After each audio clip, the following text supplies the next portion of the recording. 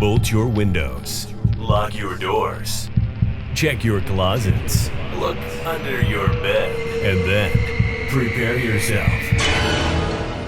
For it's another episode of Dark Knight of the Podcast.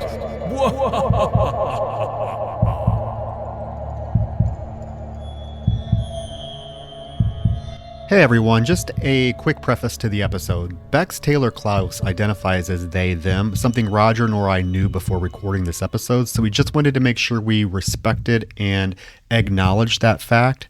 So hopefully you will enjoy the episode. Thank you. Troy, listeners, hello, it's Roger, and I just want to acknowledge that today is Tuesday, October 12th, 2021. I mean, by the time you're listening to this, it's not. But in this very moment is Tuesday, October 12th. Troy, what the fuck did you think of the Scream trailer? Ooh, yes. I was wondering if you were going to bring that up. It was a huge day for horror fans across the globe. Huge. Because the Scream trailer dropped. And like most, films that have a huge anticipation built and hype built. I definitely saw a lot of different opinions. I saw some people say it looked great. Some people were like, oh, it looks meh. But overall, I was very pleased with it. And I think that it did exactly what it needed to do for a trailer to a Scream film. And that was show us the original cast, Courtney, David, and Nev, of course, and show them as kind of a prominent part of the film, which it did. And then B, show us the fresh faces in the cast. And what I really like is that it looks super diverse. Definitely not like a Scream movie of the past. A very diverse looking cast, which is always great. And C, it did not give too much away. But it gave us Ghostface. It gave us the staples of a Scream franchise, Ghostface, the calls, the chases. But it didn't give anything away. And that's what I was so worried about. I was so worried that it was going to go like the Blumhouse route and just spoil everything or do some major spoilers, and it really didn't. In fact, it got me looking forward to the film even more so now than I was. I'm actually probably looking forward to it more than like Halloween Kills. So what did you think? It's funny, Troy, because I am like, you ending that on the note, Halloween Kills. I was not at all a fan of the Halloween 2018 film, but now looking back on it in retrospect, I'm still very curious now at this point to see where they take the story. And I really love the fact that they're leaning heavily into Halloween canon, like, supporting characters from the original film, people from within the town of Haddonfield. You're starting to see this world like come back to life. That's really unique, and it's drawing me back in even when I thought it couldn't. So I think what I'm about to say regarding the Scream trailer, I don't want to in any way say that I'm any less excited or any less filled with anticipation for it. I'm really happy they're making another one. But I will say, after viewing this trailer, it's the first time that I felt concern that it's all been done before.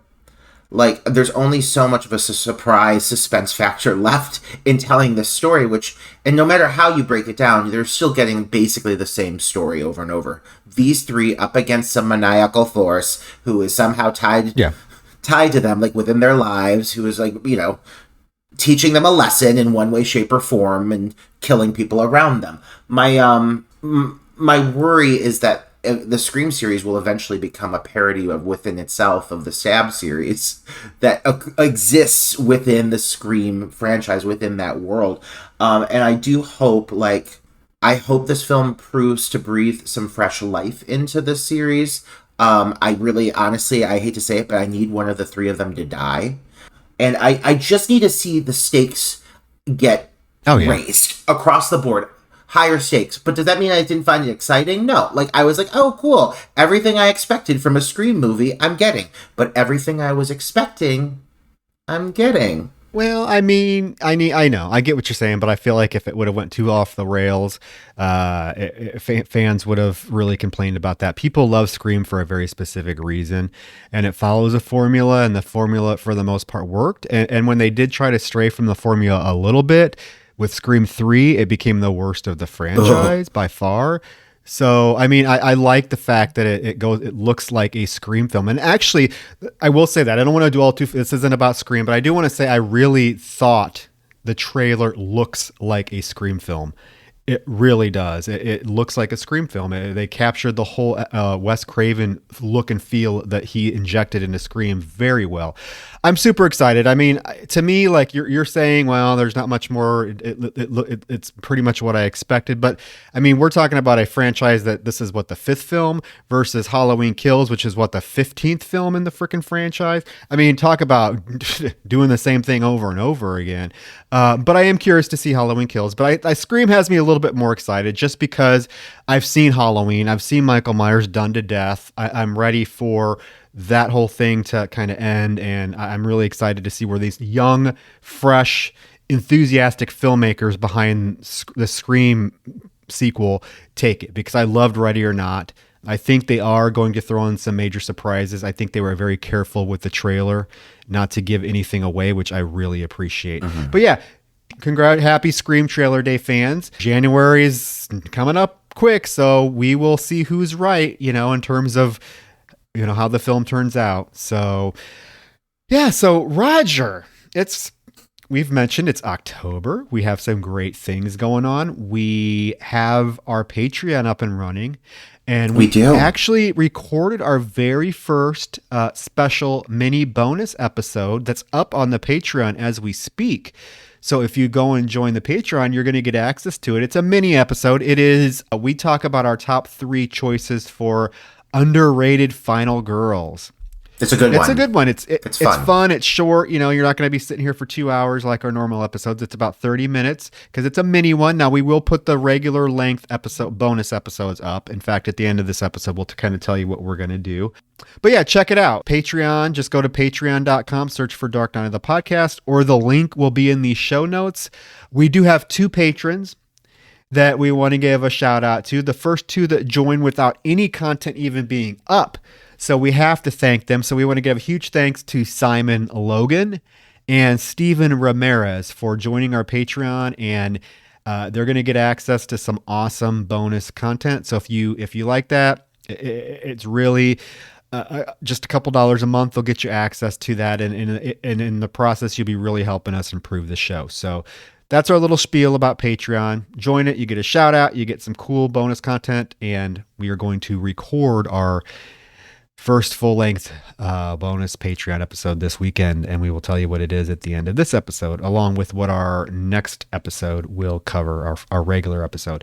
So shall we get into this, Roger? Is there anything you want to mention, or should we just get right into this movie? Because I'm excited to talk about this movie. I mean, aside from what we opened with, this, the Scream trailer, we also have to acknowledge this weekend we're going to have the next Halloween film hitting theaters, hitting Peacock. So that's something else that is very much the season. I get the vibes from these trailers that this film really is going to set the season. And this, I don't know about you, Troy, but I feel like this Halloween season is the most Halloween I've experienced in years. I think it's because people are just aching to get back out and have like a normal social experience outside of their homes. And I love it. My street is like decorated all the way down. Almost every single house is glowing with lights. It's just great. And I love that we've got some great titles coming out. And I'm just going to keep tracking them over the rest of the course of the next couple weeks, just because I don't want our listeners to forget that we have those to look forward to as well. But right now, the topic at hand is a film that is also very of the season. You selected a movie that is honestly perfect for this time of year right now. 2021 Halloween. It just feels like this film, and what a great call on your part, Troy, because I'm really just happy I revisited this movie the time I did, thanks to you. Thank you. It's a good one. And we are going to be discussing the 2018 theatrically released, may I say, slasher flick, Halloween themed slasher flick, Hellfest. Yeah, starring Amy Forsyth, Rain Edwards, Bex Taylor Klaus, and some other engaging. And a brief cameo from Tony Todd. From Tony Todd. Yes, we must from Tony say Todd. he's in it very briefly, but his voice is very prominent. My experience with this film, I actually went to this theater. This film opened in theaters in October, and unfortunately, it kind of bombed at the box office. I know that when I went and saw it in the theater, I was the only person in the entire theater. You can like go to my Instagram and scroll if you want to scroll 2 years back and see a post of me holding the Hellfest ticket, and I'm the only one in the theater, which was sad because this film I feel like deserved to a lot more attention than what it received. And it deserved to do well at the box office. It kind of kills me, and I'm going to go off a little tangent here. I'll try not to go off too far, but it kind of kills me that we as horror fans are always like pining for like the next great horror film to make it into theaters. We want to see something new, particularly like the slasher genre. We're always pining for a new slasher flick. Because slasher flicks, let's face it, unless it's a sequel or a remake to a very well-established franchise, they don't really make it into theaters anymore. When we do get something that is a competently made, fun slasher flick like Hellfest that gets into theaters, it seems like instead of flocking to it and giving it some love like this, should horror fans kind of ignore it and is like, oh, I don't want to see that. It looks like a ripoff of so-and-so. Oh, it looks like a ripoff. Why would I go see that? Well, you need to make up your mind. Do you want new slasher flicks or do you want the same old? Because this could have been the start of a really great franchise and a really great like late 20 teens slasher emergence or boom. And because it bombed, it kind of just went away real quick, and nobody really talks about it anymore. So that's my little spiel. You guys, you should have went and saw Hellfest. You should have gave it some love because it is very competently made and certainly entertaining enough. Yeah, and I think when you're talking about, I mean, it came out in 2018. What else came out 2018 that month was the Halloween remake. And I think that based off what you're saying, I think you're accurate in saying that, and I want to even explore that further. The Halloween sequel, to the 2018 sequel, got a shit ton of attention, broke records, made a ton of money at the box office. That's awesome. That's great. Mm-hmm. But like you just said a little bit ago, it's like the 15th entry in a film series. And I get the idea of having iconic characters, and it's great to see Jamie back and so forth and so on. But yeah, what about the fresh material? You push these series for so far, and eventually it's just like, what's left to them? You've literally eaten all the meat off of the bone. At least you've got a movie like this that comes out to little to no fanfare, and it really was something unique. That's what stands out to me about this film, is it's a slasher, but it doesn't really steal a lot from other films, in my opinion. It's the environment, the core group of characters, they're their own story, and they're telling an entertaining story at that. It really doesn't make sense to me that a movie like this would go so under the radar when a film that's like we said, the 15th entry into a series, a franchise, is getting so much love and attention. Are we as horror fans doing our part? Or are we only playing favorites, Yeah, it's an interesting question. I'm not saying every horror fan is like that, but it just surprised me that this film, word of mouth and whatnot didn't pick up and have this film be a little bit more successful. It came out about 2 weeks before Halloween, so it was in theaters a little bit before Halloween. So there was a chance for horror fans to really clamor to it and go see it. But like I said, I went on and it was like a Friday. It wasn't like a late showing, but it was like after work on a Friday. So it would have been probably around 6, which is, a prime time for movie theaters. And I literally was the only one in there. And I'm like, what the hell? Like, really? And then I've seen a lot of positive reception to this film online. And I've seen some people say not so great things about it, but we're going to get into it. So shall we start with Hellfest? Let the games fucking begin, Troy.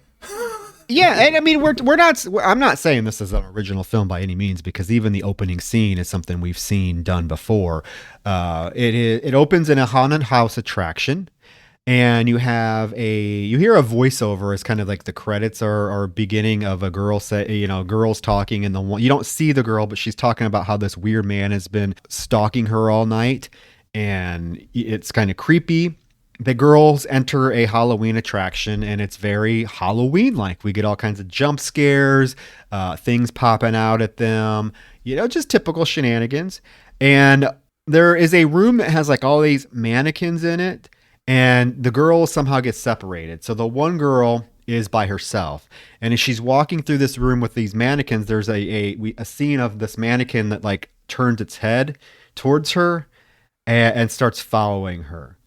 And she goes into another room, and he's humming, which is something he does throughout the whole film. This killer like hums this little tune as he's, stalking his victims. He corners her. She's like, "Oh my God, you're the guy that's been following me all night. What's your problem? What do you want?" And there's not even a hesitation. He shoves a knife into her stomach, stabs her brutally, and then proceeds to drag her body into the other room where all these hanging mannequins are, and rope her around the neck and hang her in this Halloween attraction. A very fun opening scene that lets us know exactly what we're in for. Like I said, is it original? No, we've seen something similar. Like, do you remember the movie like Dark Ride? That has a very similar opening scene with two girls getting killed in a haunted house attraction. But I like the opening scene. I mean, it shows us what we're in for right away. Oh yeah, I think there's a few things to do with the opening sequence that really help set a great tone and pace for the film. First of all, the way it's edited with the opening credits, like it just skims all the fat. Like, you get this basic setup, you're introduced to this group of girls, you see how they break off, how they separate. He targets one of them. He very specifically targets the girls he's following throughout the course of the film. So this is the first example of that. And, he targets her and he kills her. And one little thing I do want to say is there's a part of me that wishes the first time you see him, he's in the mannequin room and he's wearing a cape. And a part of me wishes he fucking wore like the cape, because I think his overall costume is kind of like lackluster. But as the movie progresses, it makes sense why it is the way it is. So like, I'm not really gonna bitch about it. But I wish there was something more to like the aesthetic of his costume, to the silhouette of his costume, because he just kind of looks like a normal guy in a hoodie, and then he has kind of a cool mask. But that aside, the brutality of the way he approaches his kills is really great. And like the stab straight to the gut, like it is just without hesitation. He stabs his chick. And what would have been like an okay kill is elevated because they take the extra time to have this whole sequence where he rigs the body up with these other mannequins that look like they're hanging from the ceiling. So he rigs her to be basically hung from the ceiling, and she dies there. You see her kind of seizuring, and then she just dies amongst all these other mannequins. So she looks like part of the display. And it's such a great way to like end this moment and also show that for the most part, this killer, he has some really great kill sequences, and they always, almost every single time, take it a step further to ensure that the kill is great. I'm really impressed by the way they handle a large majority of their kills. And this is, I think, a great example of how they do that. The movie, I have to say right away, the pacing of the movie is spot on. It never drags. It moves at a pretty brisk pace. There's always something going on, and it flies by. It doesn't seem, it's an hour and like 28 minutes, but it really doesn't seem that long at all. It flies by pretty quickly, and it has to do with the pacing and the editing. Even like this next scene after the title card pops up, which the title card says Hellfest in this very like 80s stylish font that I thought was pretty cool. But the next scene is we get introduced to she's our main girl, right? Natalie is her name. And she's being dropped off at her friend's house. And her friend is Brooke, played by Rain Edwards, who, if you've never seen it, is a kick-ass final girl in the Hulu After Dark entry called Pilgrim. I've seen it. Oh my gosh, I didn't put two and two together with that. Yeah, she's the final girl in that movie. But she is Natalie goes into Brooke's house, and they have some chatting, and we are introduced to the other female friend in this trio named Taylor, played by the lovely, I love her to death, Bex Taylor Klaus, who played in the Scream, MTV Scream television series, who I actually had the chance to meet a couple years ago and actually have a pretty significant conversation with at Texas Frightmare Weekend. I right away like all three of these characters. I feel like they're very real. Yeah. Their interactions together seem very natural. I know that when this movie came out, a lot of people said they did not like the Bex Taylor Klaus character, that she got on their nerves. I think she's the most fun character of the three. Like, she's the one I would totally hang out with. Just the bubbly, sarcastic, kind of sometimes inappropriate, stuff she says.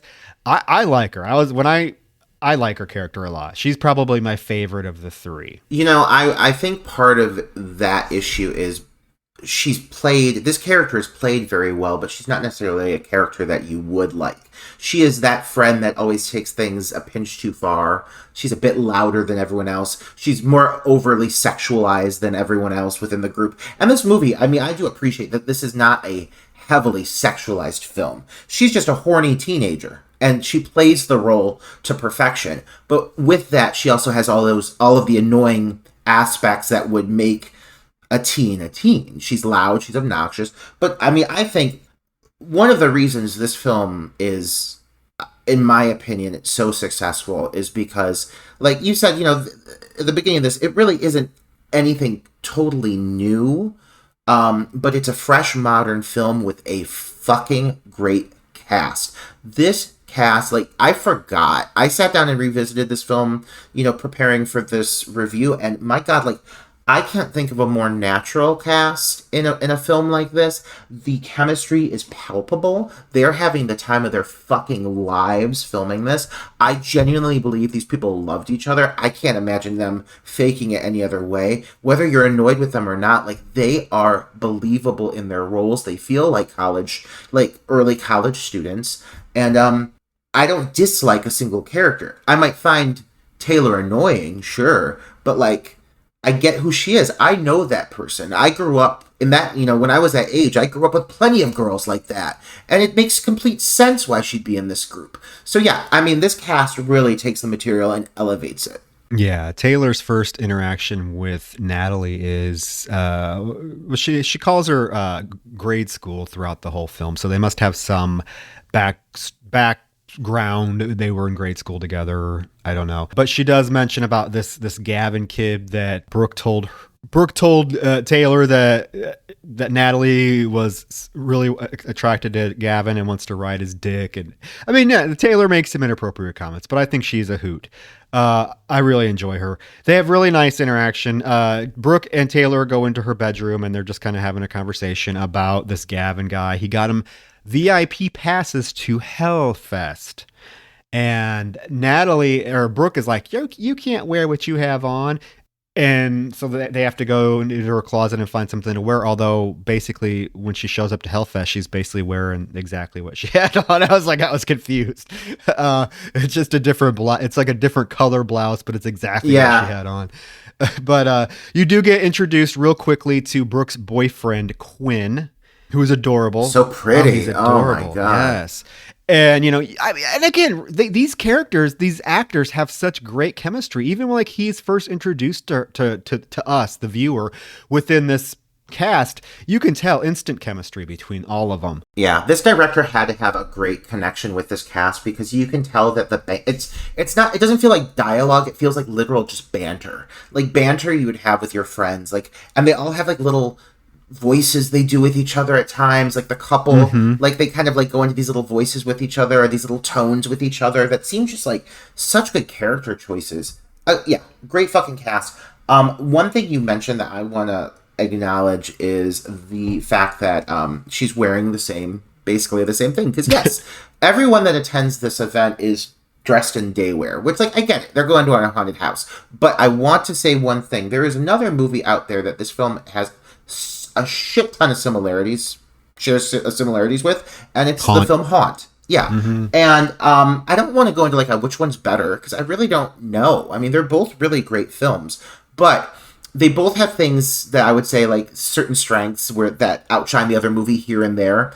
And I feel in this movie's case, Haunt actually made the decision to put all of the characters in like Halloween attire, and that just added that much more for me for this kind of film. I loved it. I wish that these characters, maybe they got to play with that a little bit, but I also think it's very, very interesting that the supporting best friend role in either film is both films a girl of color.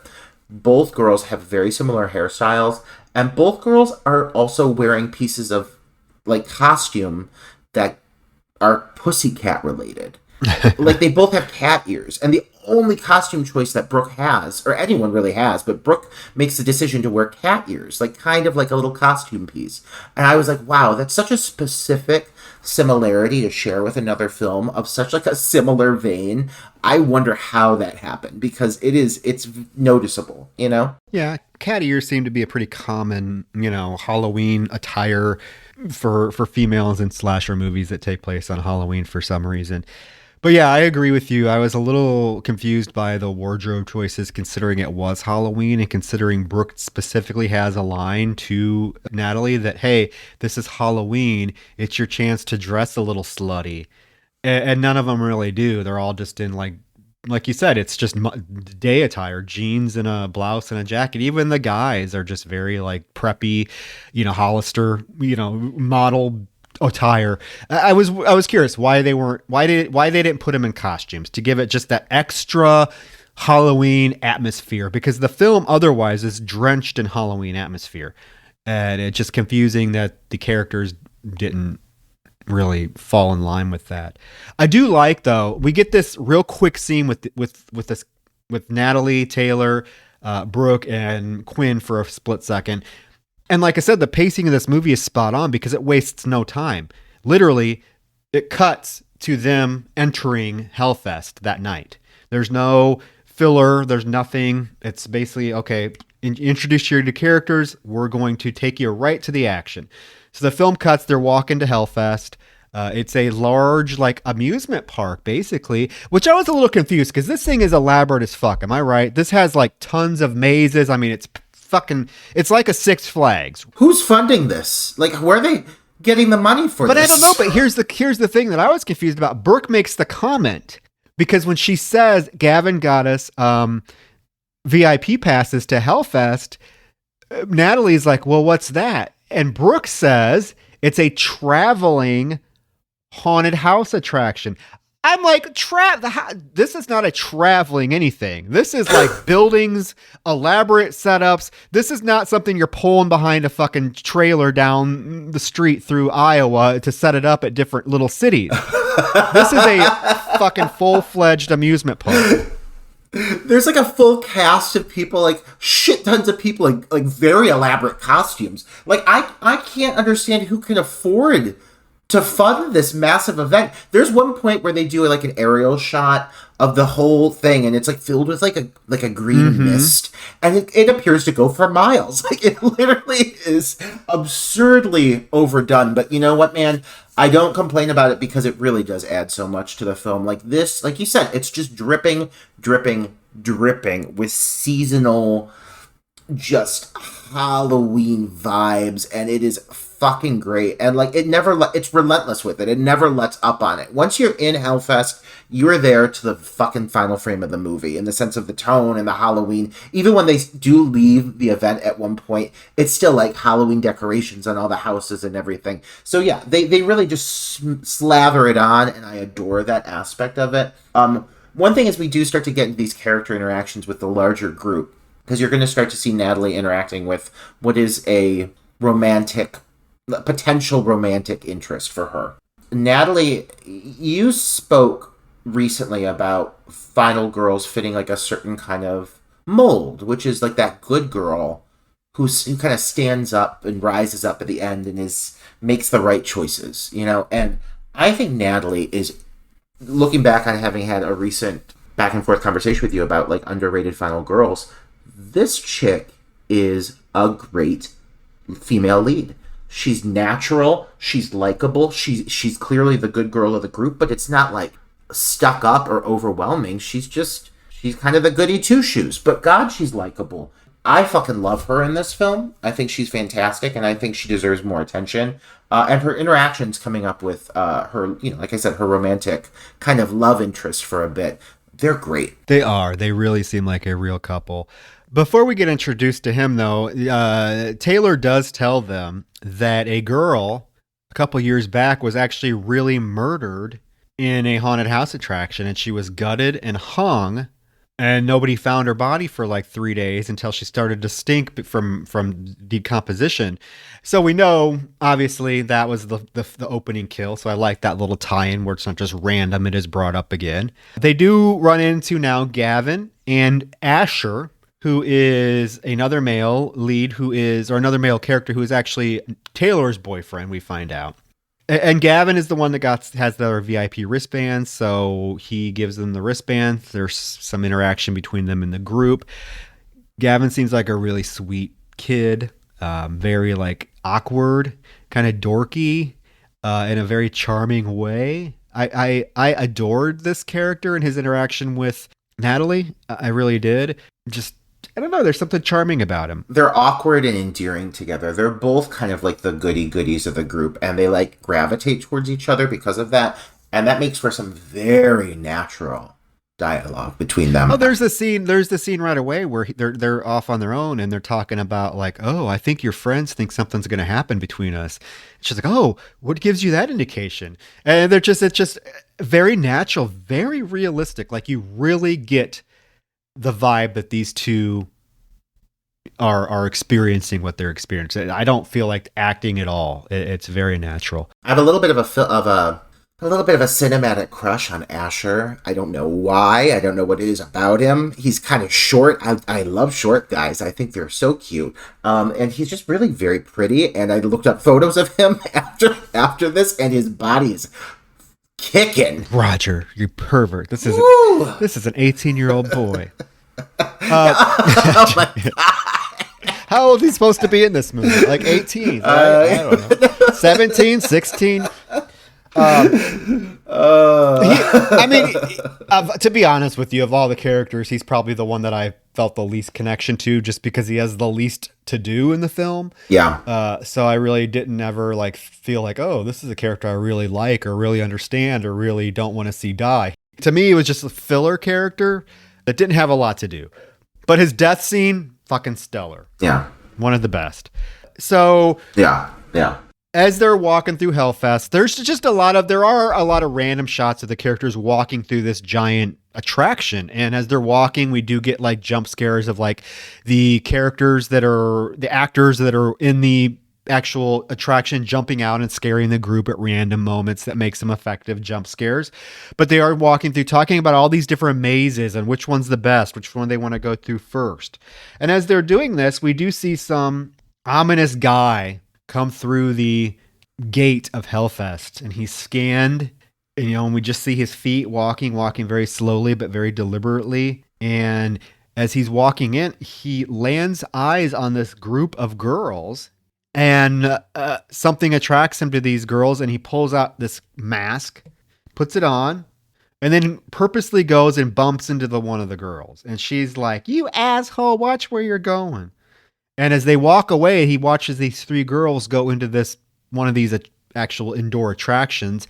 He charges right after him, grabs a knife off a concession stand, and follows him right into this attraction. Now that we're in it, we're in Hellfest, I really want to take a moment to acknowledge, aside from the amazing set design, the lighting in this movie is some of the fucking best. Like, it is stunning. This movie is lit to perfection. The colors, the gels, the occasional use of like strobe lights or so forth.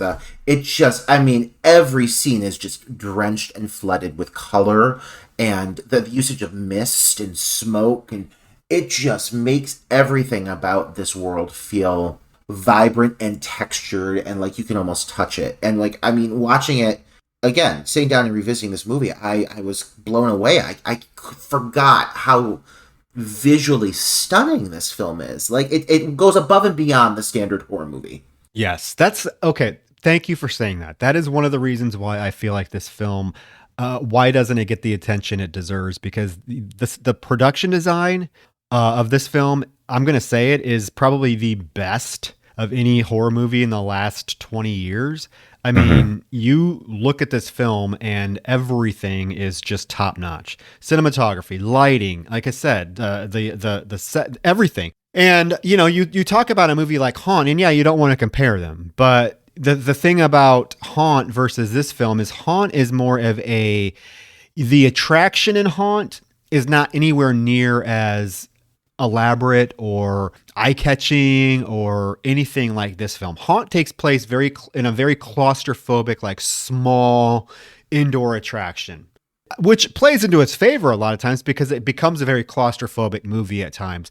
This film has a much broader, look to it. You have a huge attraction. You have a lot of opportunities for some great cinematic, beautiful, sweeping shots, overhead shots. And to light this film had to be a challenge because the film takes place at night.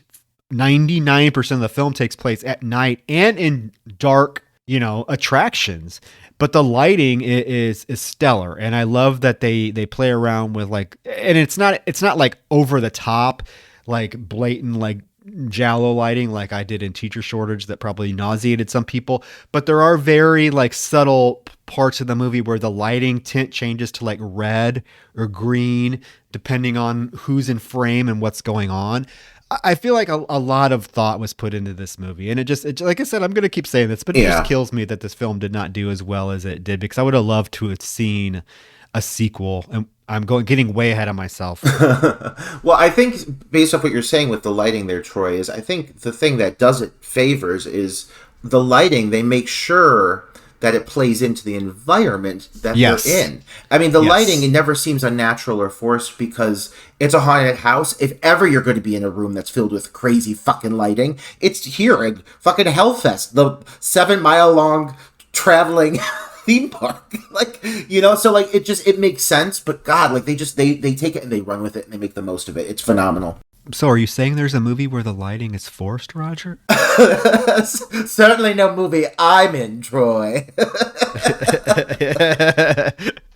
But no, it's beautiful. It's a beautiful film. The group finally enters one of the maze attractions, and there's like 5 or 6 of these different like giant maze attractions that these characters enter. And this first one, Nat and Gavin are together and they have to go down like one of the hallways, and it's full of like mannequins on both sides, and it's real creepy. And Gavin's like, well, you just got to look at their hands. You're going to be able to tell if they're real from their hands. And one is real at the end, and it grabs them and they take off running through the attraction. The girls run into the guy in the mask who is chasing one of the girls, and she's like pleading for her life. And it's Natalie, Taylor, and Brooke. Somehow Gavin got separated from the group, and they're watching and they think it's part of the show. Like this girl is literally like saying, help me, he's coming after me. And she crawls into this like little like crawl space, and they just sit and watch as this like killer comes in the room, and he's like sizing them up, and they're like, dude, you're not scary. You need to like get back on script. What are you doing? And he like gets right in front of Natalie's face, and they kind of have a little tense-filled stare down because we already know, if this is the killer from the beginning of the film, that he has no qualms about like killing somebody like in a split second. However, he doesn't. Natalie says, dude, what's your problem? Get back on script. The girl that you're chasing, she's right in that little cubbyhole right there. That's who you want. What's he do? He goes, grabs this poor girl out, and violently by the hair, I must say, like really violently, to the point where Brooke and Taylor are like, dude, this is too much. We're out of here. They don't want to stay and watch it. Interestingly enough, because she seems to be like the meekest character, like the one that probably would be the most scared, Natalie actually stays and watches. And she really thinks it's part of the attraction. And the guy pulls out his knife and raises it. And Natalie actually says to him, do it already. And he listens to her and stabs this poor girl into the chest and murders her. And I really like this scene because you can tell there is a point by her facial expression where she actually is starting to think, oh shit, this is real. I'm going to say this a few times, but one of the best scenes in the film, in the sense of, I mean, the layers to it. When you think of what actually is not only what's happening in the moment, but like how that would like affect somebody after the fact. Because yeah, Natalie, like, I think Natalie is, she's thinks with a lot of reason. And so in this situation, there's no reason she's going to suspect anything more than actors, because she's trying to really not be fazed by what's going on around her. The haunted house is not necessarily someplace she's dying to be. But so she's there, you know, she's there to appease her friends. So she sees this and she's like, go ahead and fucking do it. Like, you're trying to scare me. She's looking at this, you know, as though it's a performer. And she's like, I'm over it. Yep. But there is that moment, you're right, where like, as the tension is building, and they do such a great job with this moment of you know, just letting the tension mount before the knife goes down, you do see the moment where she's like, oh shit, this is too much, you know? And they do a great job of capping that moment off. Like, right after she runs outside, she sees two actors basically recreate, you know, doing a murder, a similar style murder, but one that's very obviously being played out in front of them. And you see just how fake it is compared to what she just saw, which was very brutal. And this is the first time that the killer connects with Natalie, but it starts a great game of cat and mouse and infatuation with her that carries throughout the rest of the film.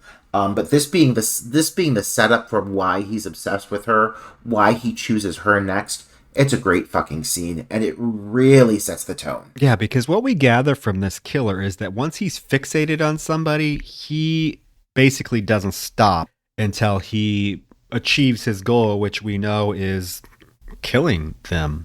So he's become fixated on Natalie now. And the group goes off to play some games, and we see that Gavin, bless his cute little heart, he is trying to play this ring toss game, and it's failing miserably. He is a horrible little game player, and he wants to win Natalie the stuffed animal, and she's like, dude, you're bad at this. I mean, I just love their interaction. She's like, dude, you suck at this. Don't even spend any more money. Like, you really suck. And he's like, oh, well, that makes me feel good. Their interaction is really cool. They then have this scene where they go into this photo booth. And again, I love their interaction here. It's very natural. They're trying to do different poses. She's trying to tell him what poses to do, and he's like being awkward and messing him up, and they have a lot of little fun before they finally kiss. In the meantime, the killer sees them going to the photo booth, and he is stalking towards them. Like, it's intercut between them having fun in the photo booth and the killer coming right at them. And we're like, oh shit, they are stuck in this little photo booth. What's going to happen? Well, Natalie and Gavin kiss, their pictures come out of the photo booth, and the killer takes them. That's all he wanted, was these pictures, and he walks away. Brooke does see this, and she proceeds to chase the killer down. I'm like, Brooke, damn, you got some balls. They do a lot of really things well here. First of all, this sequence, I mean, you just had this great scene with this. Now, you know, you have it. Let's be real. We have two victims in. We've seen an opening kill and now a first victim in this timeline. So already, like, they've got that, and they got to it pretty quick. Even if it's not part of the core group, they're starting to rack up a body count. Second of all, they do such a good job of cutting to moments of natural levity and fun between these characters that suddenly transition into these moments of, like, suspense, because we as the audience, obviously, we know something else is going on, but these kids are so distracted because they're having such a good time. And it makes, just for when these moments of suspense do start to build, the shift in that energy it's impactful. You feel it. And that moment when they're kissing, and it is such just a damn likable scene between these two, and they have no idea they're even being watched, let alone that he's walking up and, you know, taking their photos. They don't see any of it happen, and I love that aspect of this. When he does, you know, run off and Brooke chases after him, they also do a really good job of creating natural scenarios where characters do go off alone, or do get separated. This movie never has anyone make a choice that seems like a really awful choice. People naturally get separated in the mazes. They get separated because they're in this massive park. Nothing seems like a character being dumb, and that makes me like them that much more. Oh, I agree. That's another thing I kind of made note of is the separation that these characters have when they do get separated is very natural. It's not forced. It's not somebody making a stupid decision. Everything is very well executed. I do like this scene because Brooke actually chases him down and she actually finds herself like away from the crowds, you know, behind these buildings where like there's nobody around. She's by herself basically. And we as the audience hear the humming, the tune being hummed kind of in the background as she's by herself. And we're like, oh shit, you know, what's going to happen? And what happens is we get a jump scare with Quinn, you know, jumping up behind her and be like, hey, what are you doing? Like, and she's like, oh, I took care of it. And they kind of go and join the group. I mean, again, this film does a really great job at building tense moments. And this next scene, I think, is where the film hits its stride in like letting us know that it's not playing around and it's not holding anything back, which then makes all these future tense scenes even that much more unnerving because we've already seen, hey, oh my God, this film is doing shit that I didn't expect it to do so quickly. Right. It feels like it would also be like, I mean, to start off, this movie kind of feels like it would have a PG-13 rating.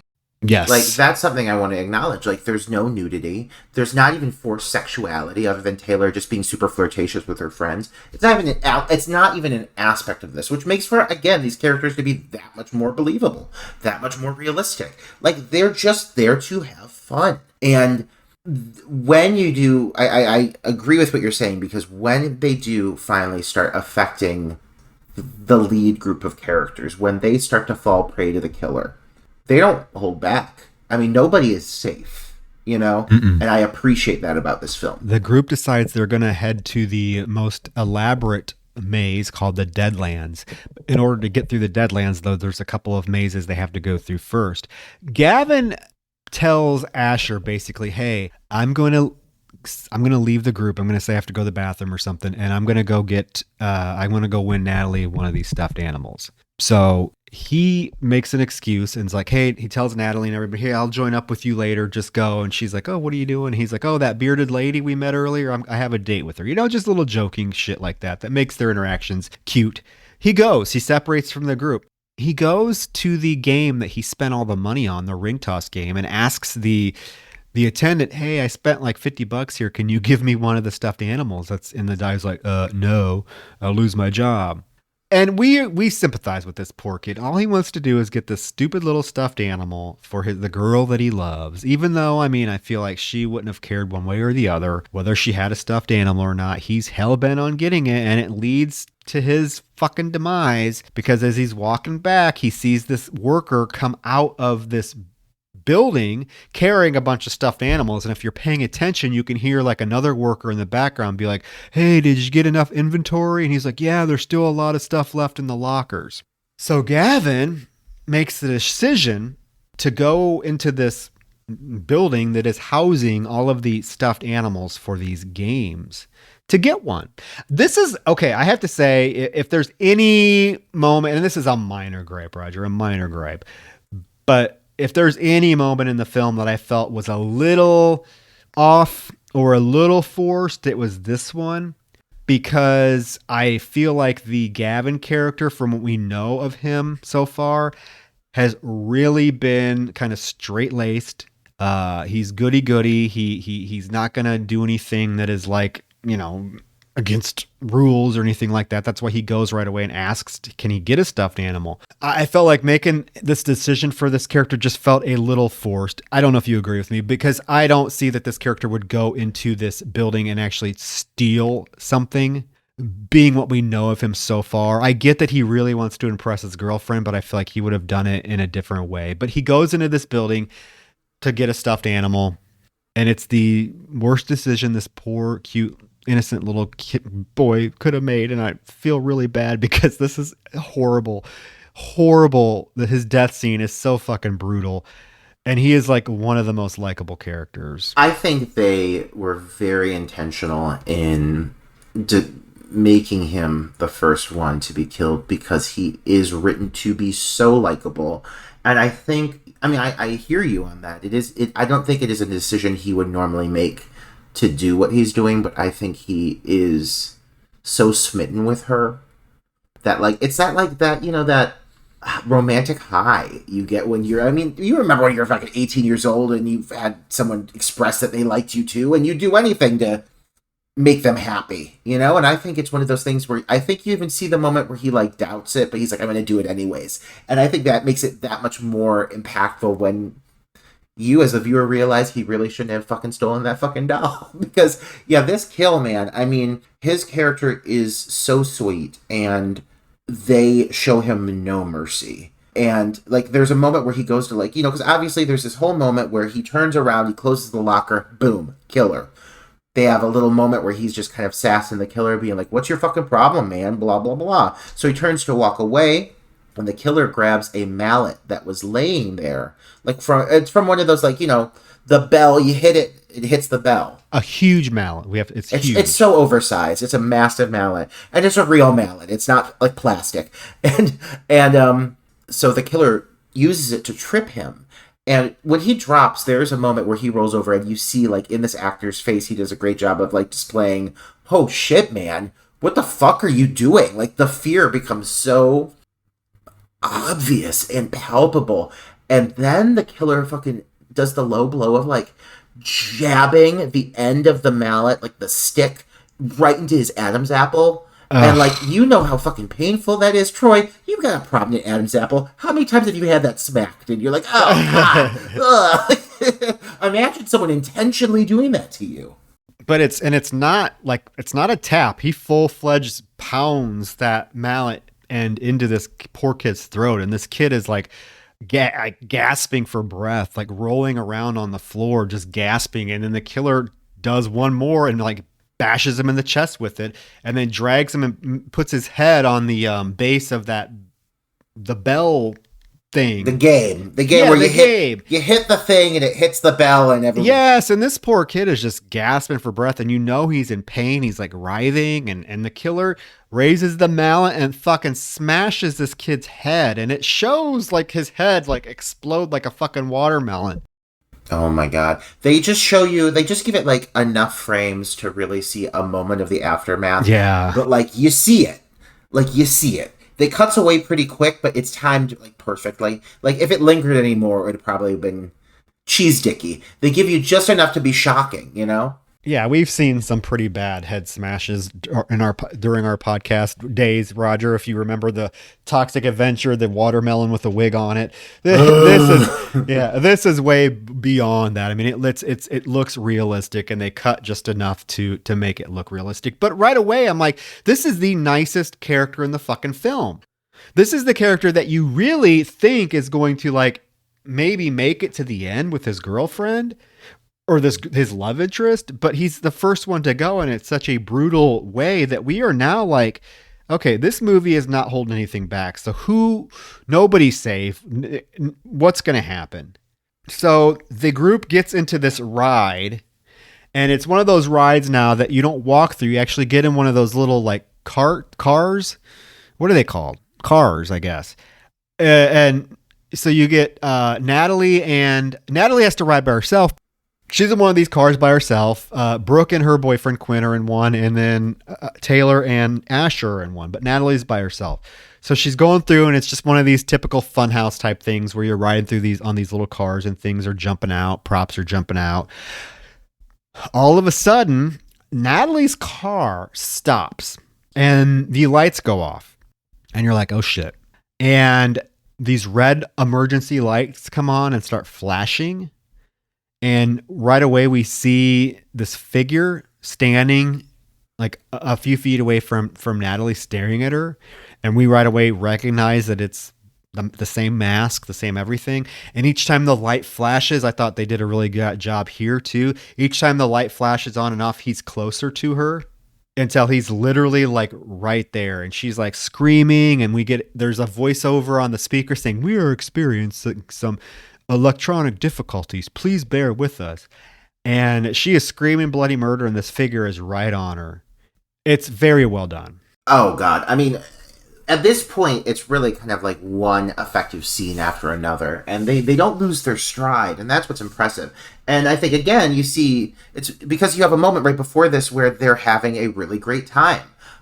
Everybody kind of buys, oh God, what's the love interest's name? What is his name? Gavin? Everyone's kind of buying him time because they all are clued in on, like, the gift, so, like, nobody's worried. You know, there's no concern. And with Natalie, like, she's fine with it. She's pissed she has to be in this car alone but like, she's over it. It's whatever. You know, they're still having a great time, and you're seeing all of them getting startled and making out and everything. And then, like, you get hit with this moment where the cart breaks down. And the transition from, like, light and fun to dread, it's like a switch. I mean, literally, like, the lighting and everything. It's like a switch. And this is where Tony Todd's voice starts coming in, because he's the one making the announcements. Like, his voice alone adds so much to a moment because it's so distinct. And you associate him with so many, like, horror, iconic, you know, characters and everything. So, again, it just adds another layer to everything. But this moment, I mean, it's even the payoff, because, like, you know, she doesn't get hurt. It ends up being an actor, and they're all in the same mask. But when the cart comes out and he's just sitting there looking at her, like, you start to realize the actors in this haunted house are really going to be kind of relentless too. So, like, how are we, even as the viewers, going to necessarily know when it's the killer and when it isn't sometimes, you know? One thing I will say, Roger, is I still think this. I thought it when I first saw this movie. I have to admit something, because you gushed over her. When I first saw this movie, in the theater, I was not at all really a fan of the final girl. I don't know what it was when I was watching it. I just think the other two female characters are so much more energetic and engaging and just have a little bit more personality than this one. And I was like, oh God, of course they're going to make the bland girl the final one out. However, watching it these last two times, I actually have become very endeared by her. So I'm going to forget that was my first impression. I think it's a great performance. However, can I say how much cooler this film would have been, I think, and really upped the ante big time if they would have killed her during this scene? Yeah, it does really feel like it's going to go that route. And then, of course, it's like, with the audience, it's like, tricked ya. Like, because you think, I mean, the way they build it up, he's right on top of her and she can't get out of this cart. She's locked in. But, I mean, like I said, I do appreciate that now. It does feel, because they even say they're in this new level of the park where people are going to be allowed to touch you and things. And it adds an extra element of, like, that killer, like, when it really is the killer, he's going to be able to get right up on them. But until then, you've got all these actors doing the exact same fucking thing. So how are they going to even know it? It makes it so fucking uncomfortable and scary. Yeah. No, I agree. I agree with you. I think that it's very smartly done. But I was just like, damn, it would have been cool if they would have killed her off right here, because that would have been totally unexpected. And I love the unexpected. I love when films do something totally unexpected, but they didn't. Lo and behold, she lives, and the group goes on to enter the Deadlands. In order to get through, they have to, like, stick their hand in this, like, dummy, the guts of this dummy, to find, like, a key or something. And so Quinn won't do it. Asher does it. He gets the key. And right away, right when he gets whatever it is he has to get, this, like, monster comes up and grabs Taylor and carries her away. So we are getting the impression. I mean, it's very deliberate. Like you said, we're getting the impression now that nothing is off limits. So it is going to be really easy for the killer to strike, even if there's people around, because it's expected. Yeah, there's even, like, a moment where they're, like, all gathered back together, and all of a sudden, like, out of nowhere, all of these, like, small children, like, dolls, yes. They're little doll children. Ugh. They just come out of nowhere. They're covered in, like, moss. They come out of the shadows, and they're just, like, lead them to, like, another maze, and then they, like, go away, and it's, like, it's fully interactive. Like, take me to this fucking park. I'll shit myself, like, my pants at least 3 times, but I'm gonna have a great time doing it. Yeah, so that the monster that grabbed Taylor takes her and drops her off, so the group has to go and get her. And that's when these, like, they're standing around, all of a sudden out of the fog come these like little kids, and they lead the group into this giant maze. The girls decide to go one route, the guys go the other. So the girls' maze, basically their big set piece is this long hallway that has all of these arms sticking out of it. And as they're going down the hallway, it gets narrower and narrower. So the arms are like, you have to actually go through these arms to get through this hallway. And of course, as they get to the end, the arms start grabbing them. So they take off running. The guys basically set pieces that train that comes out and honks at them and like chases them down, which I remember that thing. That fucking thing is scary. The very first haunted house. Oh, in the moment, it's terrifying. The very first haunted house I ever went to as a kid, that scared the fuck out of me. This train just coming out.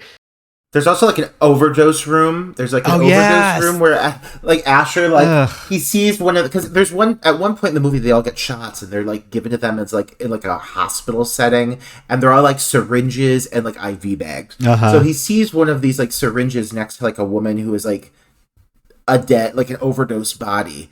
And so he like just goes to grab it and she like of course goes to grab him. So you have all these scares that are just like natural, like haunted house environment scares and you're still jumping at those too. So like the frights are unlimited. Well, Asher and Quinn get separated because when that train blows its horn, Asher takes the fuck off and leaves Quinn.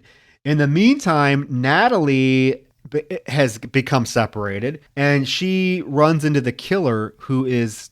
We don't know this right away because the way it's framed, you can't tell that he's behind glass. You think he's like literally standing right in front of her. I thought this was really well done too because it really looks like he is standing in front of her. She comes face to face with him and you're like, oh shit. But all of a sudden he starts pounding on the glass. And you're like, oh shit, okay, he's behind glass. She takes off running and tells the group, oh my God, that guy's still in there. He's following us. And they're like, well, yeah, that's kind of the point, you know, Natalie, that's what we're here for. In the meantime, Asher is off exploring his little area by himself. And again, these kills come quick because he immediately runs into the killer who punches him, knocks him to the ground.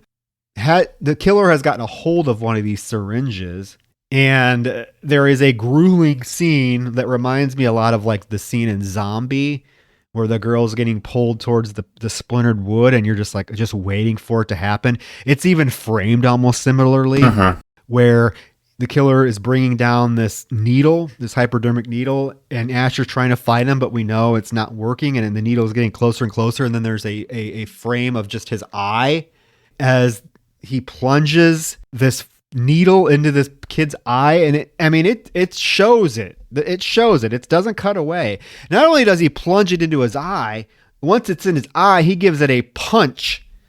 So it goes literally all the way into his eyeball. It is pretty graphic. Yeah, we just got 2 back-to-back stellar deaths with this. And this sequence, like one thing I really like is this movie. In some ways, the team behind it, the director, they chose to almost go like kind of like a hyper realistic take on what a slasher would be because they like show everything. They show where the killer picks up each weapon, each decision he makes, how he navigates each maze. Like he is very calculated, and you see him. You know, it's as simple as he goes through the haunted house and he grabs a prop where they had an actual fucking syringe out, which I believe.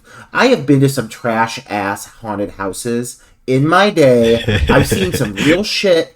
I completely believe that there would just be a syringe laying out as part of the decor, just like there would really be a real axe used as a prop in this place. Like, let's be real. Completely realistic. So, when you see the killer like grab the syringe, you know it's going to be used. And this is another example of a kill where like, yeah, not only do they go through the process of showing us this really great eye puncture, like you see it go in, you see the whole thing, but then to give it the extra like smash into the skull, like it just, yeah, it makes your skin crawl. And like, God, like some of these kills, again, why is this movie not acknowledged for being fucking great? Because like, yeah, 2 back-to-back stellar lead character deaths. Way more than already.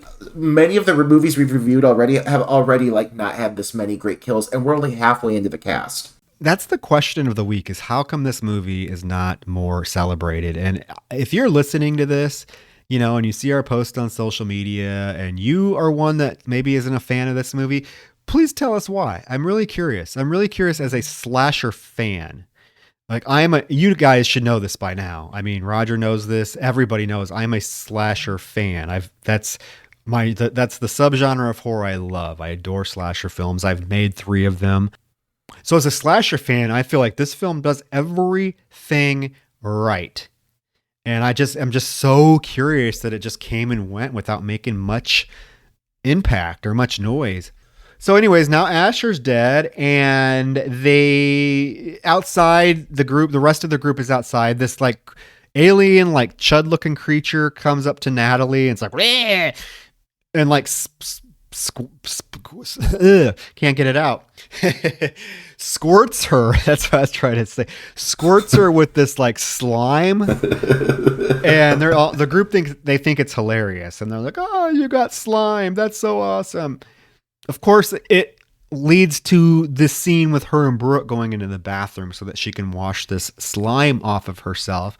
There is a kind of a touching little moment between Brooke and Natalie where we get, again, a more glimpse into their friendship, how long they've been friends. I mean, they've been friends for quite a long time. They talk about finally going to Spain together. And Brooke's like, "Hey, I'm going to go. Meet me outside." So Brooke leaves her in the bathroom, and there is this scene where Natalie is drying her hair now under the hair dryer, and the killer appears right in front of her, but she doesn't know he's there because the hair dryer is going. It's loud. She's not paying attention. And he is literally just standing there staring at her, and we're like, "Oh shit, what's going to happen?" I feel at this point, this is one of the first sequences that seems like a little bit larger than life to me than other things I've seen. Like, she'd look over and she'd be like, "Oh shit," like there's no way she's not going to see him, but does it make for an effective sequence? Yes. I still enjoy it, and they make the wise choice of continuing the pursuit as she goes into the stall, and they do a really great little moment with the cell phones where she texts, again, tell me the boyfriend's name, Troy. I keep losing it. Gavin Rothdale. Gavin DeGraw. It's there. I'll keep Gavin DeGraw is going to keep it in my mind. And he looks like a Gavin too. He has kind of that shaggy hair. He does. But she's texting him, and as she sends the messages, immediately you hear a cell phone in the bathroom go off. And they play with some really great little tropes. We've seen this before, but just the way they do it in this sequence, it is creepy. It's creepy, and it builds up to a moment where he basically traps her in the stall, and she has to crawl underneath, and he almost grabs her by her hair, and she books from the stall. And what I really like up to this point is she's already been suspecting something. She's had a few little encounters that made her feel uncomfortable. They've seen the guy watching a few points, but it's been excused up to this point every single time. Oh, it's an actor. Oh, right when she was starting to kind of like panic about it after getting out of the last haunted house, that thing came up and slimed her. So like there's always been like a shift in conversation that's made people kind of just forget about it, including her to a certain extent. This encounter, she knows that this is out of line. And the fact that he literally grabs at her, I mean, it changes her character for the rest of the film. She is now aware that she's being targeted, and she's now aware that she's actually potentially in danger. Yeah, because he tries to get her. She has to crawl under one stall to get into the other, and that's when he does grab her, and she breaks out of the bathroom. The one thing that I will say is we've all been to these like amusement parks and things like this, right? Where they're packed with people. You know damn well, Roger, that bathroom is not going to be empty with just her in it for that long of time. There's usually lines out the fucking bathroom. So that was the one thing I was like, okay, this is a little unrealistic because there's no way for 10 minutes that nobody else is going to go into this bathroom. We've all been there. We've seen the lines. I just wanted to say that. But it's very suspenseful. It's very well done. They actually get a security guard, and the security guard's like, "I don't know what you want me to do. You're mad because you got scared at a haunted attraction?" It sounds like the people were doing their job. That conversation with the security guard goes exactly the way I would anticipate a conversation with this security guard would go in this kind of specific seasonal event. You know, this guy is hired for 3 months. He hates his fucking job.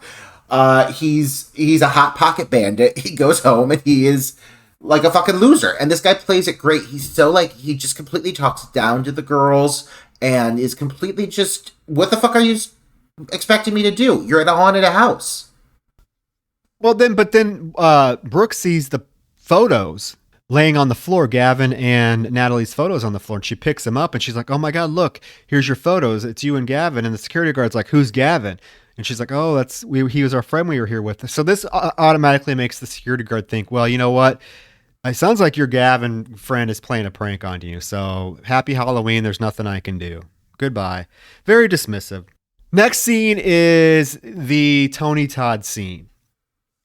And not enough Tony Todd. No, but it's good to see him in a film that has a little bit more high budget behind it. Even though like he's in it 30 seconds, he plays like this carnival MC / judge thingy that comes out on stage and is like, welcome to Hellfest. You are going to be judged, blah, blah, blah. Taylor has volunteered to be part of the act. So there's like this cute little interaction with her and Tony Todd where he's like, telling me, have you sinned? And she's like, you goddamn right I have. I've run circles around all the 7 deadly sins. What? And he's like, do you know your punishment? And she's like, ooh, what? Your head. So she's like tied to this guillotine and the executioner comes out and Brooke and Natalie are watching from the audience, and Brooke's like right away, because of what just happened to her, obviously she's really worked up. She's like, something's not right. Something is not right. I'm getting a bad feeling. And she looks up at the stage and she notices the executioner's shoes are the exact same as the killer's. So as this whole little gig is going on where Taylor is supposed to be getting her head cut off, Natalie tries to rush the stage. And it's done in slow motion.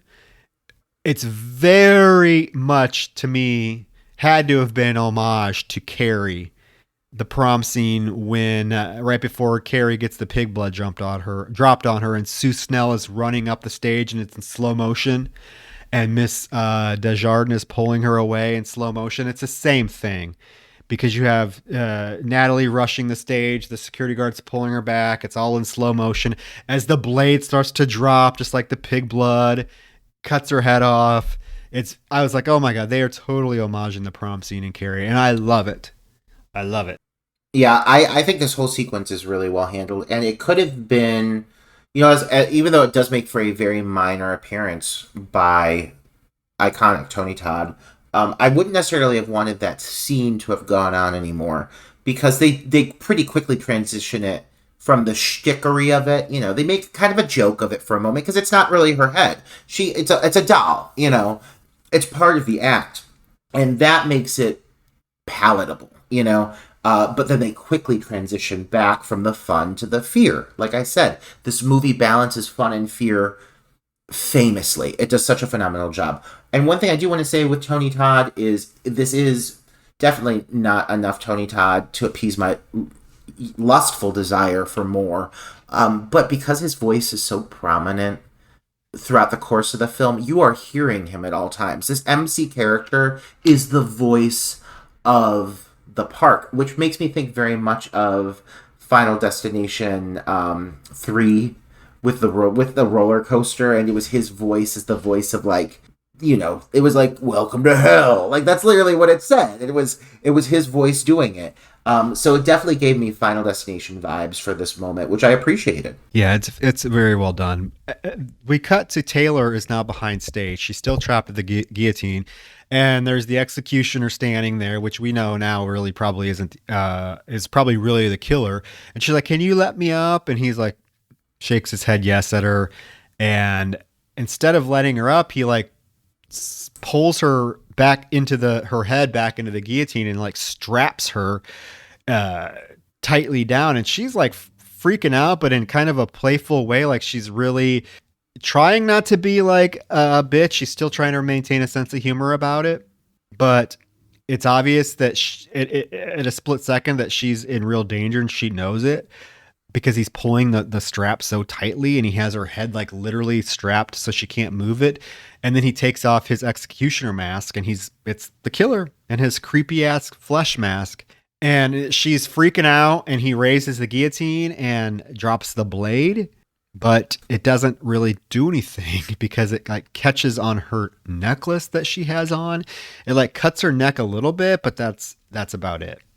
So he's trying to figure out what to do and how to remedy it so it actually works. And in the meantime, she's able to escape, and she gets off of the guillotine and runs out into the crowd. Yeah, this whole twist, the change from the humor to the fear, as I said, it works really well with this moment with the guillotine because she gives a really good performance.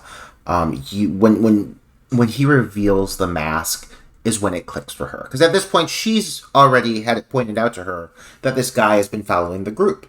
So, she starts to realize it, and she's panicking, and she's squirming, and she can't really move. And then the blade comes down, and it's this dull blade, which, I mean, when you think about it, that had to fucking suck. Oh my God, imagine being on the receiving end of that, having it dig into the back of your neck and like cut into some of the muscle. Because it like knocks the wind out of her. She gets knocked out for a minute from it. Understandably so. And I love it. She's like slowly starting to come to. And the blow of the blade has caused like the belt around her neck to loosen. So she's able to, get free. And it's what a great buildup to this really dramatic moment where she runs into the crowd screaming for help. She's bleeding from her neck. Unfortunately, if I have one complaint, probably the same as mine. Yeah, it's you've got, thus far we've had nothing but increasingly better kills. And we've had these really great characters who, when they die, it impacts, at least it impacts me. I don't know about you. I can only speak for myself, but it's impacted me. I don't want to see any of these characters die. So what they do here is when she is finally confronted by the killer, we are given not only one rush kill, we're given a double whammy. Because Quinn comes up basically to see what's going on, and the killer, in like one foul swoop, he guts Taylor, and he stabs Quinn right in the chest, and it's so fast. And I think it's meant to be the shock of it that, take us aback. But man, after, really, establishing just what you can do with some fucking creative, awesome kill sequences, this seemed like a wasted opportunity to me. Yeah, I agree. It was super quick. Very anticlimactic in terms of these two characters who especially Taylor's character, she's a pretty prominent character through the film, and to have her killed off in such a quick way, and we don't even get to see her actually body drop or anything. We just see the knife go in, and he lift it up, and then cuts away, and Quinn comes up and says, "Hey, what are you doing?" and gets stabbed immediately. It's almost like, why did they let her get away from? If they were going to kill her off, they should have killed her off in the guillotine, which would have been a lot more effective, kind of cool death for her. And instead, we get two very quick, Scream 3 type stabbings where the characters are just dispatched like that. And it is one of my biggest gripes with the film, is these last two characters being taken out so quickly. But now we know this killer is not playing around, and everyone's freaking out because they realize, oh shit, this is real. So people are being cleared from the park, and there's an announcement, you got to exit the park right away. But the killer has his sight set on Natalie and Brooke and follows them into a haunted house attraction. The chaos that takes place after this kill, I will say, if there's a payoff, it's basically that the entire park erupts. Because the killer stabs these two in front of everybody and then runs off into the smoke, and so, of course, the two remaining girls, Brooke and Natalie, they take off running into the crowd, and they do a really smart. They make a smart decision of showing some of the security team take down one of these hooded guys and removing the mask, only to reveal that it's another guy, because as we saw at one point earlier, there's at least 15 of these guys within the park running around with the same mask. It's kind of like a theme of the park. And so they can't really identify where he is, but the girls know they're being pursued. And they get chased into what is supposed to be out of all the haunted houses, hell is the scariest. You're going to hell. Apparently, this is the one that's supposed to be scarier than any other attraction in the whole Hellfest. Unfortunately, and this may just be my opinion, but comparatively speaking to the other mazes I have seen thus far, I would argue that Hell is the scariest. I think it's pretty par for the course. Like, I've been to plenty of haunted houses, and I've seen a lot of them that look like hell. Not a lot of this specific haunted house scares the bejesus out of me, or at least blows me away with the creativity factor, as compared to other ones I've seen before. It doesn't mean it's bad, and it doesn't mean that it's not a great finale. It's just like, okay, if you're going to talk this up, you better provide a phenomenal experience. Yeah, it's very much like a fair type fun house.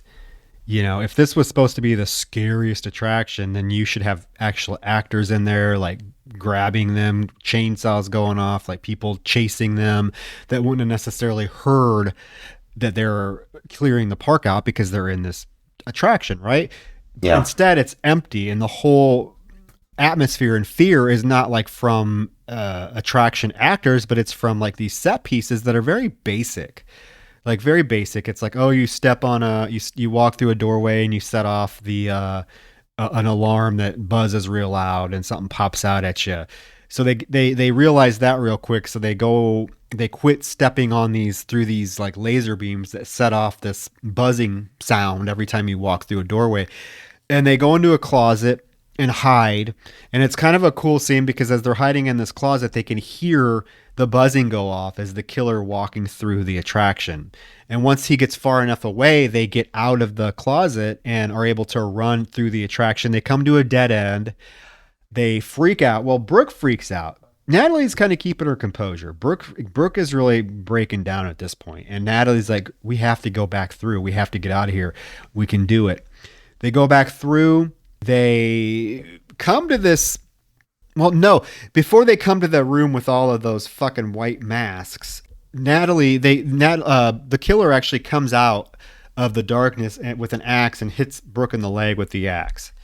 And they get kind of separated for a minute, but they actually run into this tiny room that's basically like a room full of mannequins with these like white masks on. And the killer comes in the room, and obviously no one's to be seen, but we kind of get a shot of like one of the mannequins, and we get a close-up so we can see the eyes, and we notice that it's a real person. So we know that one of the girls put on one of these masks and robes and is standing there still as a mannequin, watching the killer like lurk through this room, looking at each of these mannequins, trying to figure out, because I think he knows one of them has to be one of these girls, right? Yeah, it's pretty standard fare at this point. The finale is well handled. I mean, it's not a bad finale. It's just, I guess if there's ever a point of the movie that really falls into like trope territory, it's the finale. And so you've got this whole moment where one character's hiding and the other one's going to come out and pounce. I would say the saving grace of this finale and what it does for me is it shows just how resourceful and competent Natalie is. And I think for that reason, this finale works for me. Because, we've seen a lot of this before, to various degrees in other films. But these two girls are selling it. Once you have Brooke get injured with the axe sliced to the thigh, and I do like that he ups his weapon to an axe for the finale, because he has a constant rotating arsenal. So now we're onto an axe, which is, I think, the most intimidating of his weapons.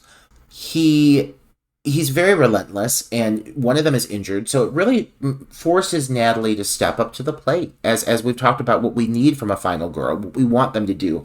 And she really doesn't hold back. She fights as though, she fights like what I would expect from an 18-year-old girl to fight a grown man. But you know what, man? Like, the girl gets a fucking blow to the nose at one point. She's, like, bleeding down her face. Like, she's not holding any punches. Natalie's kind of a badass, and I do appreciate this finale for that reason. Yeah, well, the killer is in the room, and he's acting like he's going to walk out of the room, and then he turns around and immediately axes one of the mannequins that he must have thought was one of the girls, but it's not, because once his axe is stuck in this mannequin, this is when Natalie comes out of her hiding as a mannequin and like starts beating him with this like board.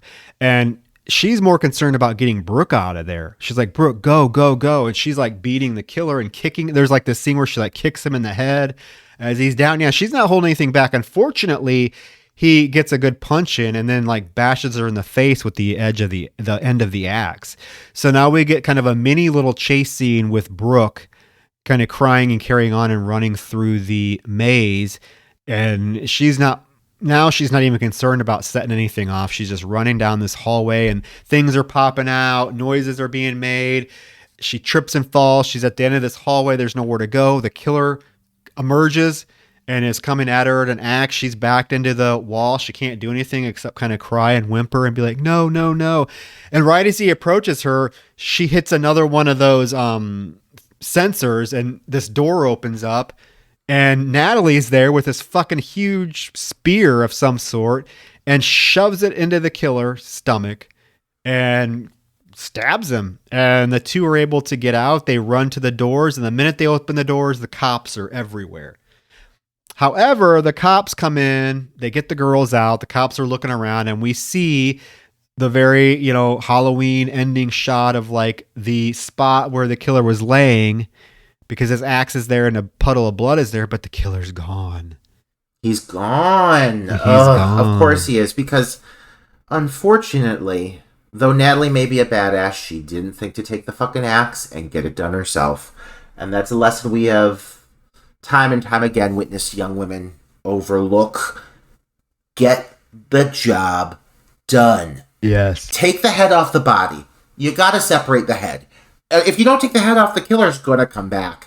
And you know what, man? The killer gets away. And it is disappointing. It's a little bit of a womp womp because I wanted to see, not only did I want to see these two survive, which they do, I wanted to see them take this fucker down. Because this guy killed a bunch of really fun, likable people.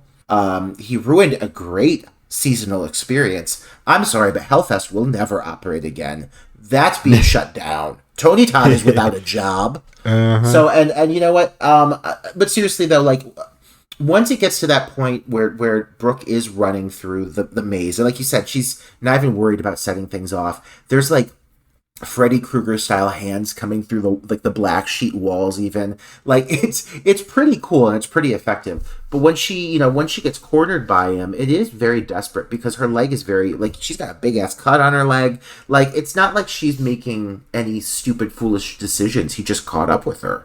And I do love that reveal when he hits that laser and that door opens and you just see the fucking anger in Natalie's face when she stabs him. I'm like, you go, girl. So I'm happy those two made it. However, the killer is on the loose, and they are informed of this. The killer's on the loose, and they are informed of it. And we cut to a nice little suburban house decorated with Halloween lights and everything. And we see a truck pull into the driveway. Someone get out, enters the house, kind of walks methodically through the kitchen to this like pantry or this cupboard, opens the cupboard, and there are a variety of different masks hanging inside this cupboard. And very quickly, these masks are joined by the mask that this killer has been wearing all night. He hangs it on a hook to join all these other masks. And then we proceed to see the killer's point of view as he walks into his living room. The TV's on, and there's a little girl laying on the couch. She wakes up. She looks kind of confused at first. She gets off the couch, and all of a sudden she says, "Daddy, you're home." Hugs him. He's like, "Oh, baby, I've missed you. Happy Halloween. Do you got anything for me?" And he gives her the fucking doll that fucking Gavin stole for Natalie. And the movie ends. And I have a few things to say about it. Well, I was going to ask your opinion because I know that there are people that hate this ending, that absolutely despise it. There's a few things I like. First of all, I love the Cabinet of Masks. It's part of the reason I don't find his drab ensemble as big of a deal, because it makes a lot of sense when he opens that cabinet and shows it to be a cabinet of masks, because the opening kill, if you look closely, he's not wearing the same mask he wears through the majority of the film. He's wearing another one of the masks that you see in there. So it's like almost like this guy has different masks to go with different haunted houses. which I find pretty cool. I love a killer with a rotating costume piece. So I like that. I like that he was driving a mom van. I like that. I was like, really? This is like his like badass like killer mobile. Okay, at least he can get the groceries done afterwards. But this whole moment with the kid, I don't love it, but the fact that at least gave us that moment makes it more palatable for me. I'm someone who I long, I yearn, I crave a great reveal moment. And when I don't get one, I'm often let down. And in this case, again, because this fucker killed, apparently without motive, just infatuation. That's all it took. Like, I mean, I would have loved to have known who the fuck it was. But this ending is so, like, it's almost hokey, but it's very much like, it seems very intentional. I don't think they just tagged that on. I'm like, okay, if this is what you're going to give me, if this is a guy who's like a regular, like, house dad by day and by night he's a serial killer, that's intriguing enough for me that I'll give it a pass. Okay, I'll buy it. I agree. I mean, I think that's what their intention was, that to show sort of an antithesis between like someone who we think is just a everyday family man versus what they are really capable of. I mean, I think if you think about movies that have kind of done the same thing, there's been plenty of them. And if you think about like serial killers in real life, many of them are described as, oh my God, I would never, he was such a nice guy. He was such a family man. Look at like the BTK and like Ted Bundy. They were like, nobody suspected them. So I think it's an interesting take on a slasher villain to be just like this everyday guy who at the end of the night goes home to his kid. Because that's not unheard of. And if you think it is, you need to do some research on some of the most prolific serial killers in American history, because many of them did just that. They killed and then would go home to their wife and kids and act like nothing happened. Well, on top of that, Troy, also like a guy picking like out of all of his environments, selecting a haunted house. Like when you think of the simplicity of that, that's fucking scary and very believable. I wonder if there was, because I kind of, my big question really necessarily isn't like who it is. My question is why he chooses haunted house attractions to do this, because obviously it's something he does on an annual basis because the opening scene, and then we get other comments about other people being killed off in these haunted house attractions.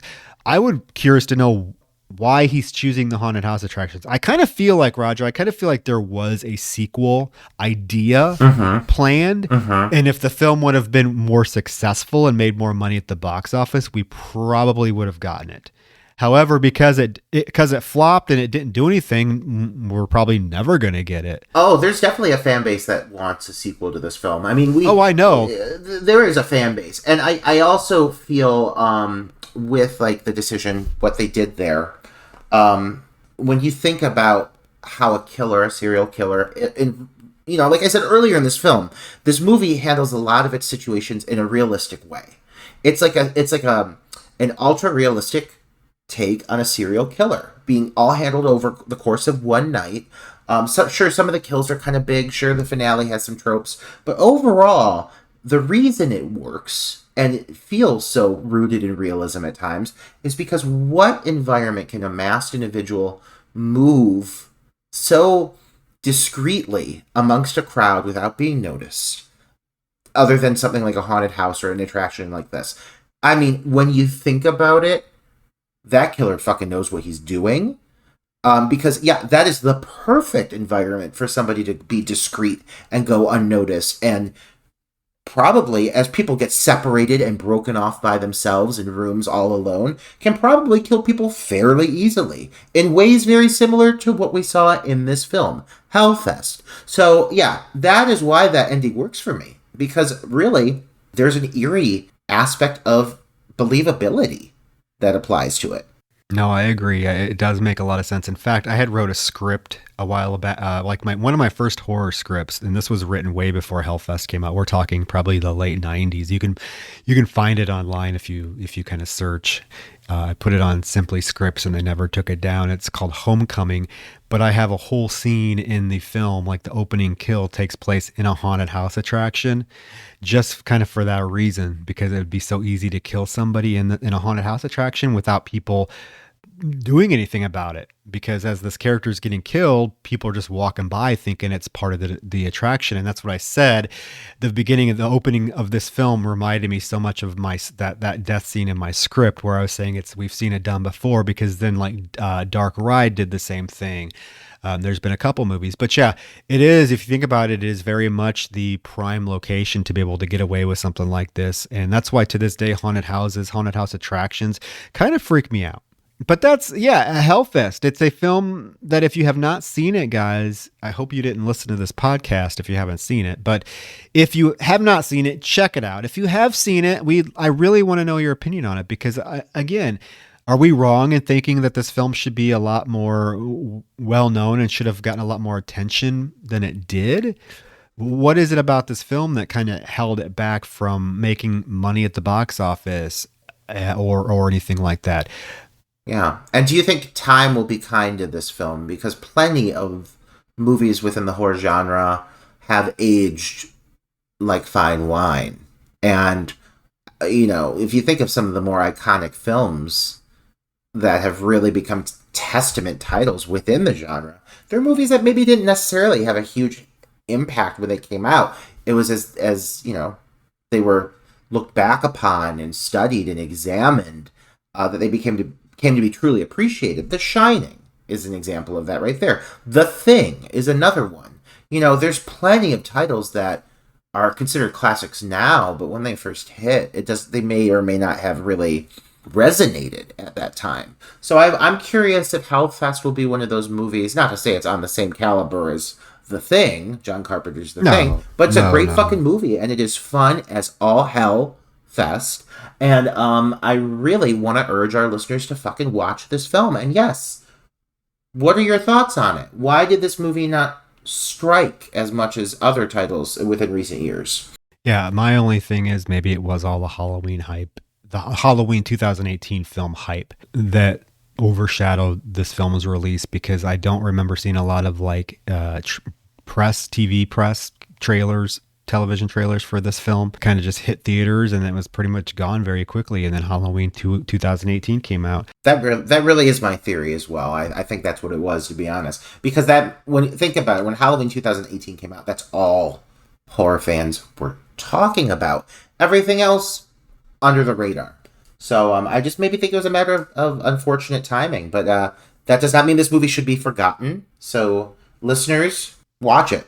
Yeah, let's keep it alive each Halloween. Give it a watch. But that's Hellfest. So, yeah. So, first things first is our next episode, Roger. Our next main episode. What film are we doing? Because it's your pick. Well, Troy, you set a trend, first of all. I mean, when you said Hellfest, it automatically got me thinking of, like, movies set in haunted houses. And that then segued me to think of movies set in fun houses, which then brought me to an obvious choice of The Funhouse, the 1981 slasher directed by Tobe Hooper, which is one that I have not seen in a while. I've seen this movie multiple times, but it's just one that I have just not revisited, and I thought this is the time. Now is the time. Gosh, yeah, this was one that was on my list. If you look at my list of films to do for the podcast, The Funhouse is definitely on there. So I am super excited. Like you, I have not watched the film in quite some time. I bought the Blu-ray a while back and it's still unopened. So this is going to give me the perfect chance to open the Blu-ray and watch it in all its Blu-ray glory or high definition glory. So I'm super excited about The Funhouse. So that is our next episode. That'll hit next week. And then, folks, you got to really tune in next week, because we have, for our Halloween episode, we are really stepping up our games, and we cannot wait to share that with you. But just hold tight. Hold tight. It's going to be like our names are in lights. I feel so famous. We're so excited for it. But so the Funhouse will be our on our regular feed. Our Patreon pick, I know we did. If you listen to our little Patreon episode we just recorded, our first one about our top 3 underrated final girls, we did mention that our first full length Patreon bonus episode was going to be the horror parody Shriek if you know what I did last Friday the 13th, right? Yeah, that's it. Yeah, we kind of changed our minds only because it's not available very freely.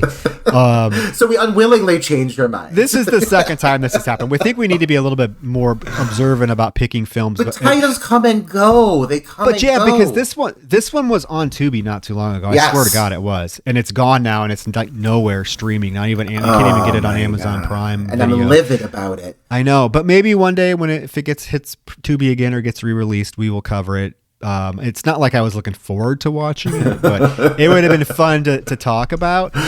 But anyway, so we changed our mind. So our very first full-length Patreon bonus episode, I picked, and it's Halloween themed, which is great. It's very recent, which is also very great. It's something that we would have never covered on our regular feed, I don't think. I would have never picked this film. But it has such a strong it's an indie slasher film that has such a strong following. So strong that they just wrapped a sequel not too long ago that'll be coming out that stars someone Roger worked with, Tamara Glenn from Halloween 5. She was in my film Teacher Shortage. So we are covering the film Terrifier. Ooh. Yeah, it takes place on Halloween. It has the creepy ass Art the Clown. It's ultra violent. And that's all I'm going to say about it, because I don't want to give away my opinion about the film, what I think about the film. I know it has a huge fan base. If you want to hear our thoughts on Terrifier, it'll be our first full-length Patreon bonus episode. So join the Patreon, and you will be able to have access to, right now, our top 3 underrated final girls, and then sometime early next week, our episode on Terrifier. Yeah, and this is, I think, a nice way to kick it off to prove that we ain't skimping with these Patreons. If you shake your coins for us, we're going to give you something real good. And these episodes are going to be, we're treating them just like anything else. Okay, so get ready, buckle up. It's going to be a double dose of good times for our two patrons. Right. One of which is from the UK. Oh my goodness, this is what fame feels like. Right, we'll get more. We just have to. I know. I'm going for double digits. That's fine. We'll get there. We'll we'll just keep putting out content, and people, we want people to listen. So yes, so that's what we have upcoming. So if you want to join the Patreon, go to Patreon, search Dark Knight the Podcast, or the link will be in the show notes. And again, it's pennies, less than pennies a day to join, and it really helps us out. It's going to help us out with improving the show and making the show sound better, devoting more time to the show, all that fun stuff. So check it out. Yeah. So next week, join us for the Fun House. The Fun House. It'll be a real fun time, won't it, Troy? Oh, it's going to be a blast. But after tonight, Troy, I'll see you in hell. Yeah, the Hell Maze. It's the scariest one of them all. All right, guys. Good night. Again, check out the Patreon, or if you don't want to check out the Patreon, which is perfectly fine, what you need to do, yeah, right. You need to go to Apple Podcasts and give us a 5-star rating, and God damn it, give us a 5-star rating. Write a little review for us. It'll mean the world to us. It really. Oh will. My God, we have 4 reviews right now, and let me tell you, one day we got 2 of them in the same day, and Troy and I basically we were like pissing ourselves. We were just giggling and on the phone telling each other how famous we are. It really just made our week. So if you'd like to hear us happy and not bitching about things, consider at least giving us a review. Yeah. All right, guys, that's it. That's it. And yes, this was a brief one. We're under 2 hours. We've really tightened up the format. Look at us. We know what we're doing a year in by now. All right, guys. Good evening or good night. Until next week when we discuss the Fun House. The Fun House. Good night. Good night.